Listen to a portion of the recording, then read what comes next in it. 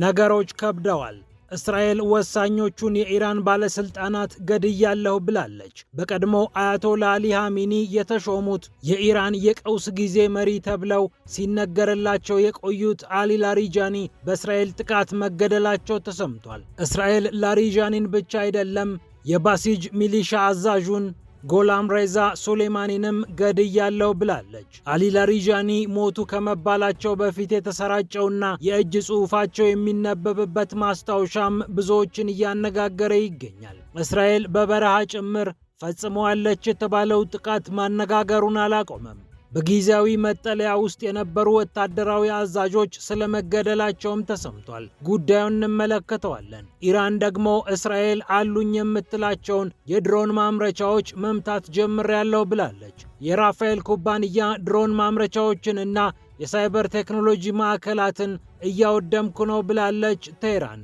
ይህ እንዳለ ሆኖ በሩሲያ የኢራን አምባሳደር ስለ ሞጅተባ ኻሜኒ ሕክምና አንድ ነገር ተናግረዋል። ሞጅተባ ኻሜኒ በሞስኮ ሕክምና ተደርጎላቸዋል የሚለው ዜና ወዲህና ወዲያ መሰራጨቱን ተከትሎ ነው አምባሳደሩ ምላሹን የሰጡት። እንመለከተዋለን። የኢራኑ ጦርነት ተፋፍሞ ቀጠናውን ባመሰበት በዚህ ሰዓት ኳታር ከፍተኛ የደህንነት ስጋት ስላለ ዜጎቿ ከቤት እንዳይወጡ እያዘዘች ትገኛለች። በተመሳሳይ ኢራን የምትፈጽማቸው ወታደራዊ ጥቃቶች በተለያዩ አካባቢዎች ያደረሱት ጉዳት በሳተላይት ምስሎች እየወጡና እየታዩ ይገኛሉ። በተለይ የተባበሩት አረብ ኤምሬትስ ውስጥ የሚገኘው አልዳፍራ የጦር ቤዝ በኢራን ሚሳኤል እና ድሮን ምን ያህል ተጠቃ የሚለውን ጉዳይ በተመለከተ ሳተላይቱ ነገሩን ግልጥልጥ አድርጎ አውጥቷል። በሌላ በኩል የእስራኤል የጦር መሳሪያ አምራቾች ከፍተኛ ትርፍ እያገኙ መሆኑ ተሰምቷል። የእስራኤል መንግስት እነዚህ ኩባንያዎች አክሲዮናቸውን መጠን አድርገው ለሕዝብ እንዲሸጡ ማድረጉም ብዙዎችን እያወያየ ይገኛል። እስራኤል ከብሪታንያም ልቃ በርካታ የጦር መሳሪያዎችን እየላከች መሆኑ ታውቋል። በበርካታ ጦርነት ብትጠመድም እስራኤል ግን ጦር መሳሪያዎችን ከመላክ ወደ ኋላ አላለችም። ፒያሳ ኔትወርክን ስትከታተሉ ሁሉንም በጥልቀት ታገኛላችሁ። ፒያሳ ኔትወርክን ሰብስክራይብ፣ ላይክ እና ሼር በማድረግ የተአማኒ የጥልቅና የፈጣን ዘገባዎች ቤተሰብ እንደምትሆኑ እናረጋግጥላችኋለን። አሁን ወደ ጉዳዮቻችን አለፍን። መልካም ቆይታ።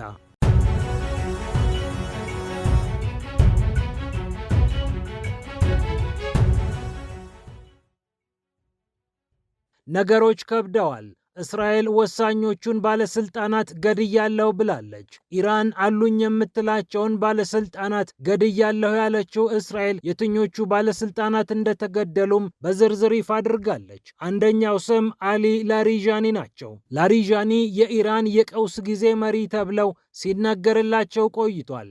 በእስራኤልና አሜሪካ ጥቃት ሕይወታቸው ባለፈው አያቶላ አሊ ኻሜኒ ተሹመው ወሳኝ ሚና የሚጫወቱት የኢራንን መንግስት ሐሳቦች በማህበራዊ ሚዲያ ጭምር በማስተጋባት የሚታወቁት አሊ ላሪጃኒ ናቸው በእስራኤል ጥቃት ተገድለዋል የተባሉት። የእስራኤሉ የመከላከያ ሚኒስትር ኢስራኤል ካትዝ ላሪጃኒ መገደላቸውን ካረጋገጡ በኋላ ጥንቅቅ ያለ ጥቃት ፈጽመናል ብለዋል። የእስራኤሉ የመከላከያ ሚኒስትር ካትዝ የባሲጅ ሚሊሻ አዛዥ የሆኑት ጎላም ሬዛ ሱሌማኒም በጥቃቱ መገደላቸውን ተናግረዋል።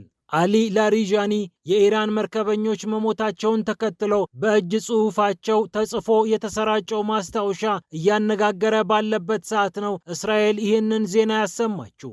84 የሚሆኑ የኢራን መርከበኞች በአሜሪካ ጥቃት መሞታቸው የሚታወቅ ነው። የእነርሱ የቀብር ስነ ስርዓት ከመፈጸሙ በፊት የእርሳቸው ማስታወሻ እንዲህ ሲል ይነበባል። ፈጣሪ በገነት ያኑራችሁ። ለሀገራችሁ የከፈላችሁት ዋጋና መስዋዕትነት ሁሌም ሲነገር ይኖራል ይላል ጽሑፉ። ኢራንን በተለያዩ ተቋማት ያገለገሉት በፓርላማ አፈ ጉባኤነት፣ በብሔራዊ ደህንነት ምክር ቤት ሰብሳቢነት ሀገራቸውን ለረጅም ዓመታት ያገለገሉት የሀገሪቱ ፕሬዝዳንት ለመሆን ጭምር ከአንዴም 2-3 የተወዳደሩት አሊ ላሪጃኒ የኢራን የቀውስ ጊዜ መሪ ተብለው ስም ወጥቶላቸው ነበር።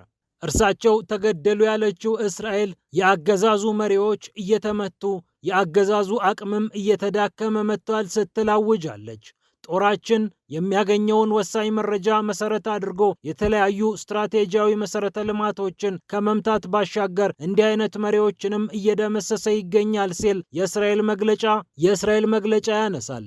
እስራኤል የባሲጅ የጸጥታ ክፍል አዛዥ የሆኑትን ጎላም ሬዛ ሱሊማኒን መምታቷንም በይፋ ካሳወቀች በኋላ ብዙ እየተወራ ይገኛል። በኢራን አብዮታዊ ዘብ ስር የሚገኘው ይህ እንደ ሚሊሻ የተቋቋመ በብዛት በበጎ ፈቃደኞች የተሞላ የጸጥታ ክፍል እንደ ሚሊሻ ወይም እንደ አንድ የጸጥታ ክፍል የሚታይ ነው። በተለይ አመጾች በሚቀሰቀሱበት ጊዜ የባሲጅ የጸጥታ ክፍል እዚህም እዚያም ተንቀሳቅሶ አመጾችን እንደሚቀጭ ይታወቃል። ሀገሪቱ አስቸጋሪ ጊዜ ውስጥ በምትገባበት ሰዓት ደግሞ የተለያዩ ወታደራዊ ድጋፎችንም ያደርጋል ባሲጅ። ታዲያ ይህንን የጸጥታ ክፍል ላለፉት 6 ዓመታት ሲመሩ የነበሩት ጎላም ሬዛ ሶሌማኒ ናቸው በእስራኤል ጥቃት ተገለዋል የተባለው። የ61 ዓመት ዕድሜ እንዳላቸው የሚነገርላቸው ጎላም ሬዛ ሶሌማኒ በአሜሪካና በአውሮፓ ህብረት ማዕቀብ የተጣለባቸው ሰው ናቸው። በተለይ በኢራን የሚካሄዱ አመጾችን በጉልበት በመቅጨት ረገድ የእርሳቸው ሚናና ስም ከፍ ብሎ ይነሳልና እነዚህ የምዕራብ ሀገራት በባሲጁ መሪ ላይ ከባድ የሚባሉ ዕቀባዎችን ጥለውባቸው እንደነበር የሚታወቅ ነው። ይሁንና እነዚህ መሪዎች ሞቱ ማለት የኢራን መንግስት ሙሉ ለሙሉ ፈረሰ ማለት አይደለም። ሁልጊዜም አዳዲስ መሪዎች ይመጣሉ፣ እናም ጦርነቱ መቀጠሉ አይቀርም። ያ ማለት ግን ኢራን ወሳኝ የሚባሉትን እነዚህን የጸጥታ ሰዎች አላጣችም ማለት አይደለም። አስገራሚው ነገር ታዲያ የእስራኤሉ ጠቅላይ ሚኒስትር ቤንያሚን ኔታንያሁ የእነርሱ መገደልን ተከትሎ የለቀቁት ፎቶግራፍ ነው። ፎቶግራፈሩ ማንም መሪ ይምጣ ማንም በእስራኤል ጥቃት ከመገደል ወደኋላ አይልም በሚል ነው እርሳቸው ይህንን ፎቶግራፍ የለጠፉት ተብሏል። በበረሃ ጭምር የተለያዩ ድንኳኖችን እየተከሉ ከእስራኤል ጥቃት ለማምለጥ ቢሞክሩም እስራኤል ግን አግኝታ ገላቸዋለች ይላሉ የእስራኤል ባለስልጣናት። እስራኤል ጥቃቱን በኤፍ-35 የጦር አውሮፕላን እንደፈጸመች የተለያዩ ሪፖርቶች እየጠቆሙ ይገኛሉ። በቴህራንም በኢስፋሃንም የተለያዩ ጥቃቶችን እየፈጸመች የምትገኘው እስራኤል ቁልፍ የሚባሉ ወታደራዊ መሪዎችን እያደነች ትገኛለች። በተለይ የባሲጅ የጸጥታ ክፍል ኃላፊውን እስራኤል ልታጠቃቸው የፈለገችው በኢራን አመጽ ቢነሳ የጸጥታ ክፍሉ አቅሙ እንዲዳከም ለማድረግ ይመስላል። እርግጥ ነው ኢራን እንዲህ አይነት ጥቃቶች ቢፈጸሙና አንጓ የሚባሉ መሪዎች ቢሞቱ እያንዳንዱ አመራር ባለበት እርከን ውሳኔ መወሰን እንዲችል እንዳደረገች ይታወቃል።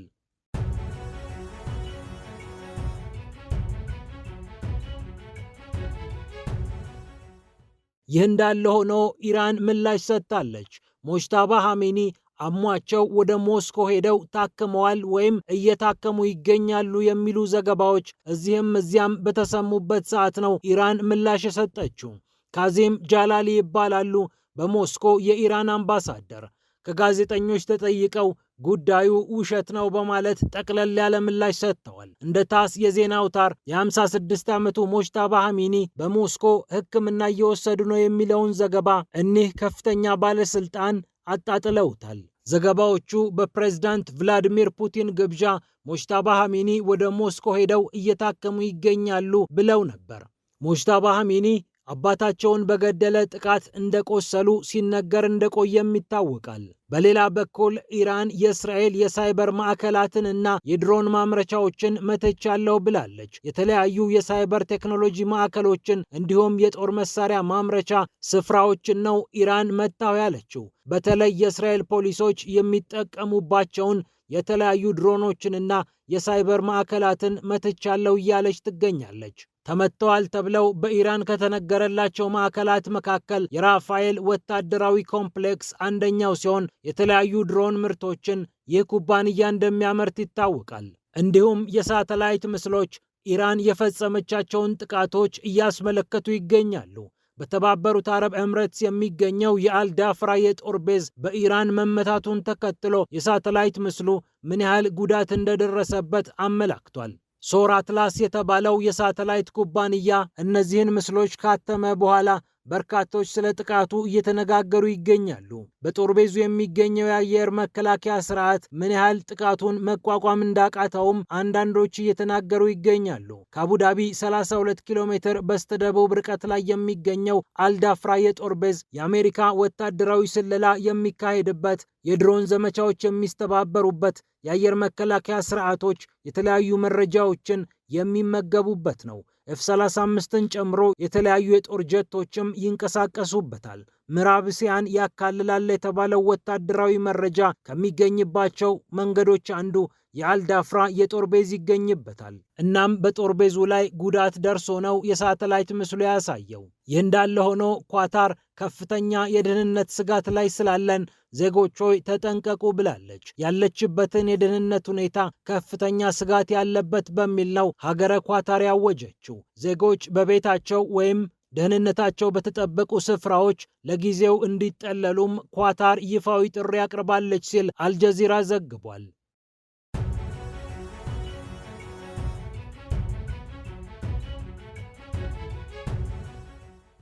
በመጨረሻም የእስራኤል የጦር መሳሪያ አምራቾች ከፍተኛ ትርፍ እያገኙ መሆናቸውን ተከትሎ የእስራኤል መንግስት አንድ እርምጃ ወስዷል። እነዚህ የእስራኤል ጦር መሳሪያ አምራቾች የተወሰነ ድርሻቸውን ለህዝብ እንዲሸጡ ነው የእስራኤል መንግስት ውሳኔውን ያሳለፈው። በተለይ በሁለቱ የእስራኤል የጦር መሳሪያ አምራቾች ላይ ነው ይህ ውሳኔ የተላለፈው። የጋዛው የኢራኑ የሊባኖሱ ጦርነት እየተፋፋመ ባለበት ላለፉት 3 ለሚጠጉ ዓመታት የእስራኤል ጦር እረፍት አጥቶ እዚህም እዚያም በሚታኮስበት ጊዜ የእስራኤል የጦር መሳሪያ አምራቾች ከፍተኛ ትርፍ እያገኙ እንደሆነ ተገምቷል። እናም የተወሰነ ድርሻቸውን በአክሲዮን ገበያ ለማቅረብ ነው የእስራኤል መንግስት የወሰነው። ታዲያ ሽያጩ የሚከናወነው በቴል አቪቭ የአክሲዮን ገበያ እንደሆነ ታውቋል። ለመጀመሪያ ጊዜ ይህ እንደሚሆንም ዘገባዎች ጠቁመዋል። የእስራኤል መገናኛ ብዙሃን እንደዘገቡት እስራኤል ኤሮስፔስ ኢንዱስትሪስ የተባለውና ራፌል የተባለው የጦር መሳሪያ አምራቾች ናቸው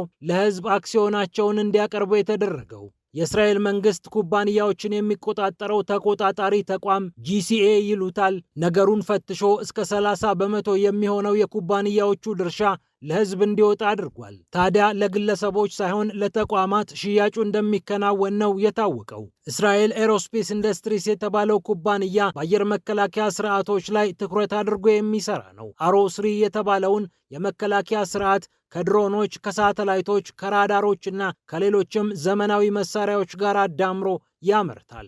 ራፌል የተባለው የድሮን ማምረቻም አይረንዶም የተሰኘውን ዝነኛ የአየር መከላከያ ስርዓት በማምረት ይታወቃል። ይህ ብቻ አይደለም፣ ዴቪድ ስሊንግ የተባለውን የአየር መከላከያ ስርዓትም ለእስራኤል ያቀርብላታል። ስፓይክ ጸረ ታንክ ተመሪ ሚሳኤሎችንም ይህ ኩባንያ በማምረት ይታወቃል። ከአየር መከላከያ ስርዓቶቹ ዘመኑን የዋጀው አይረን ቢም የተባለው በጨረር የሚሰራ የአየር መከላከያ ስርዓት ነው። እነዚህ ኩባንያዎች ከ25 እስከ 32 ቢሊዮን ዶላር ዋጋቸው እንደተገመተም ታውቋል። እስራኤል ኤሮስፔስ ኢንዱስትሪስ የተባለው ኩባንያ በ2025 ገቢው 20 በመቶ ከፍ እንዳለለትና 7.4 ቢሊዮን ዶላር ገቢ እንዳገኘም ነው የታወቀው። የተጣራ ትርፉም 45 በመቶ ጨምሮ 712 ሚሊዮን ዶላር ገብቷል። እንደ ስቶክሆልም ዓለም አቀፍ የሰላም ምርምር ተቋም እስራኤል ባለፉት 4 እና 5 ዓመታት ከፍተኛ የሚባል የጦር መሳሪያ ሽያጭ አከናውና በዚህም ትልቅ ገቢ አግኝታለች። ባለፉት 5 ዓመታት